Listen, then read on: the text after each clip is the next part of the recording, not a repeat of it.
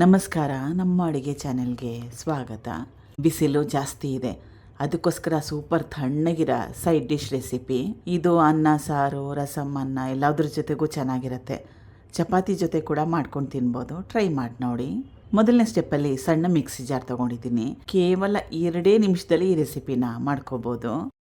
ಅರ್ಧ ಹಿಡಿಯಷ್ಟು ಕೊತ್ತಂಬರಿ ಸೊಪ್ಪು, 1 ಹಸಿರು ಮೆಣಸಿನ್ಕಾಯಿ. ಮೊದಲಿಗೆ ಇದನ್ನು ತರತರೆಯಾಗಿ ರುಬ್ಕೋಬೇಕು. ತರತರೆಯಾಗಿ ರುಬ್ಕೊಂಡಿದ್ದೀನಿ. ಇವಾಗ ನೀರನ್ನ ಹಾಕ್ಕೊಳ್ತಾ ಇದ್ದೀನಿ, 1ರಿಂದ 2 ಚಮಚದಷ್ಟು.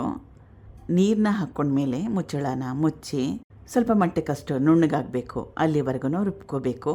ತೀರನೇ ನುಣ್ಣಗಾಗಲ್ಲ, ಯಾಕಂದರೆ ಕಡಿಮೆ ಪದಾರ್ಥಗಳಿದೆಯಲ್ಲ, ಅದಕ್ಕೋಸ್ಕರ ರುಬ್ಕೊಂಡಿದ್ದಾಗಿದೆ. ಇದ್ರ ಜೊತೆಗೆ ನಿಮ್ಗೆ ಇಷ್ಟ ಇದ್ದರೆ ಸ್ವಲ್ಪ ಹಸಿ ಶುಂಠಿ, ಪುದೀನ ಸೊಪ್ಪು 1-2 ಎಲೆಯನ್ನು ಕೂಡ ಹಾಕ್ಕೋಬೋದು. ಇದು ಗಟ್ಟಿಯಾಗಿರೋ ಮೊಸರು. ಹುಳಿ ಬಂದಿದ್ರೆ ಉಪಯೋಗ ಮಾಡೋಕ್ಕೆ ಹೋಗ್ಬೇಡಿ, ಈ ರೆಸಿಪಿಗೆ ಹುಳಿ ಮೊಸರು ಅಷ್ಟು ಚೆನ್ನಾಗಿರಲ್ಲ. ಮೊಸರನ್ನ ಮೊದಲಿಗೆ ಮಿಕ್ಸಿಯಲ್ಲಿ 1 ರೌಂಡ್ ಹಾಕ್ಕೊಂಡಿದ್ದೆ, ಅದಕ್ಕೋಸ್ಕರವಾಗಿ ಒಂದೇ ರೀತಿಯಾಗಿರೋ ಕನ್ಸಿಸ್ಟೆನ್ಸಿ ಇದೆ. ಹಸಿರು ಮೆಣಸಿನ್ಕಾಯಿ, ಕೊತ್ತಂಬರಿ ಸೊಪ್ಪನ್ನ ರುಬ್ಕೊಂಡಿದ್ನಲ್ಲ ಅದು. ಇದು ತುರಿದಿಟ್ಕೊಂಡಿರೋ ಸೌತೆಕಾಯಿ, ಸುಮಾರು 4 ಸಣ್ಣ ಸೈಜ್ ಸೌತೆಕಾಯಿನ ಉಪಯೋಗ ಮಾಡಿದ್ದೆ. ಸೌತೆಕಾಯಿ ಎಳೆದಿದ್ರೆ ಒಳ್ಳೆಯದು, ಟೇಸ್ಟಿಯಾಗಿರುತ್ತೆ, ಚೆನ್ನಾಗಿರುತ್ತೆ ಕೂಡ.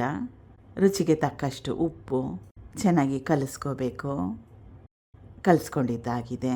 ಇದಕ್ಕೆ ಒಗ್ಗರಣೆನ ಸೇರಿಸ್ಕೊತಾ ಇದ್ದೀನಿ.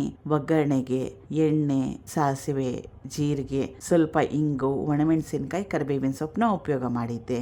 ಇದು ಅನ್ನ ಸಾರು ಜೊತೆಗಂತೂ ಬೆಸ್ಟ್, ತುಂಬಾ ಚೆನ್ನಾಗಿರುತ್ತೆ. ಆಮೇಲೆ ಶರೀರಕ್ಕೆ ತಣ್ಣಗೆ ಕೂಡ ಇರುತ್ತೆ. ರಸಮ್ ಅನ್ನ, ತಿಳಿ ಸಾರನ್ನ, ಚಪಾತಿ ಜೊತೆ ಕೂಡ ಇದು ಸಕ್ಕ ಟೇಸ್ಟಿಯಾಗಿರುತ್ತೆ. ಟ್ರೈ ಮಾಡಿ ನೋಡಿ. Thank you for watching. ಧನ್ಯವಾದಗಳು.